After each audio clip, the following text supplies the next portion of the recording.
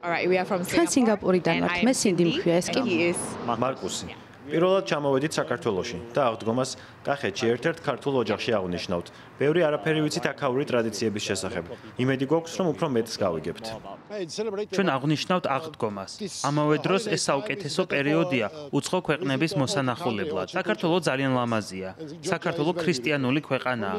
მას განსხვავებული და საინტერესო ტრადიციები აქვს. ჩეხეთში აღდგომაზე ტრადიციულად გვაქვს ტკბილი ნამცხვარი. პურს გავს და მაზანეცი ჰქვია. ასევე სუფრაზე გვაქვს სააღდგომო კვერცხები. სტუდენტი ვარ, აქ ვსწავლობ. ვიცი რომ აღდგომის დღესასწაულს ზეიმობთ და ძალიან სასიამოვნოა იმის ყურება თუ როგორ ემზადება ხალხი ამისთვის.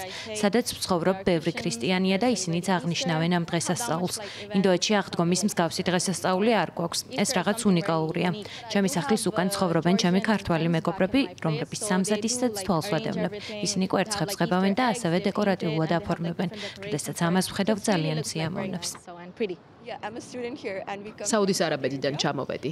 ჩვენ გვაქვს განსხვავებული ტრადიციები და კულტურა. დაახლოებით 1 წელია საქართველოში ვცხოვრობ და აქ მართლაც განსაკუთრებულად აღნიშნავენ აღდგომას. ჩემი ქრისტიანი მეგობრებიც აღნიშნავენ და ისინი მიყვებიან თუ როგორ ზეიმობენ, რას მიირთმევენ და რა ტრადიციები აქვთ. ეს ძალიან საინტერესოა. ბევრი მათგანი სახლში მიდის, რათა ოჯახთან ერთად აღნიშნოს ეს დღესასწაული.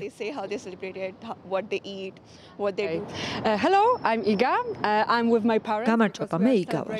აქ ჩემს მშობლებთან ერთად ჩამოვედი. მამაჩემის დაბადების დღეს აღნიშნავთ.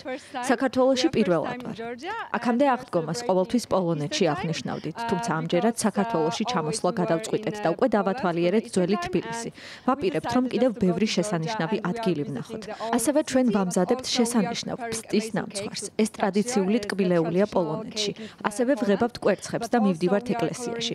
ხოლო ორ შაბათს, რომელსაც სველურ შაბათს ვეძახით, გვაქვს წყლით დასველების ტრადიცია. ეს არის დღეები, რომლებიც შეგვიძლია ოჯახთან ერთად გავატაროთ. ახლა სტეფან წმინდაში მივდივართ, ასე რომ აღდგომას მთებში ვხვდებით. მე ინდოეთიდან ვარ, უკვე 8 წელია ვცხოვრობ თბილისში და გვყავს ძალიან ბევრი ქართველი მეგობარი. აღდგომაზე ძირითადად მეგობრებს პატიჟებთ სადილზე. შაბათის ჩათვლით კი უმეტესობა მარხვას ინახავს. ჩვენ არ ვღებავთ კვერცხს, მაგრამ გვაქვს კვერცხის ფორმის ტკბილეული, რომლებსაც მალავთ ეზოში და ისინი ბავშვებმა უნდა მოძებნონ. ბავშვები მათ პატარა კალათაში აგროვებენ და შემდეგ მეგობრებს უნაწილებენ. დეკორაციისთვის ვიყენებთ ასევე ყურდღლებს, ფერად კვერცხებსა და თეთრ შროშანებს.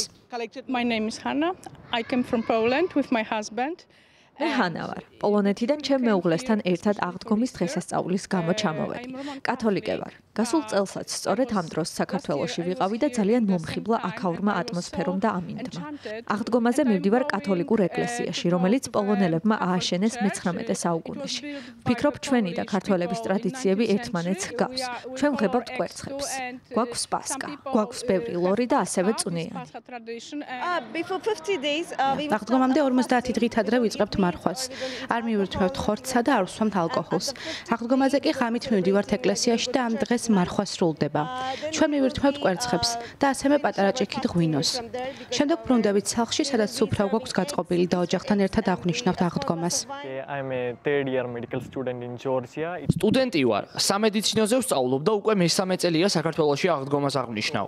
კათოლიკე ვარ და ჩემთვის ძალიან მნიშვნელოვანია ამ დღესასწაულის აღნიშვნა. ტრადიციულად ცხელ წყალში ხახვის ფურცლებთან ერთად ვხარშავ კვერცხებს, თუმცა მათ არ ვღებავ. ჩვენ ასევე გვაქვს პასკა, თუმცა მას სახლში არ ვაცხობთ. ეკლესიაში გვირიგებენ. შაბათს ღამით მივდივარ კათოლიკურ ეკლესიაში თავისუფლების მოედნის მახლობლად. ლიტურგია იწყება ღამის 11 საათზე და მისი დასრულების შემდეგ ჩვენ პასკასა და კვერცხებს გვირიგებენ, ასევე ცხელსასმელსა და ტკბილეულს. ამ წელს მართლმადიდებლური და კათოლიკური აღდგომა ერთმანეთს ემთხვევა. ჩემთვის ეს დღე ძალიან მნიშვნელოვანია.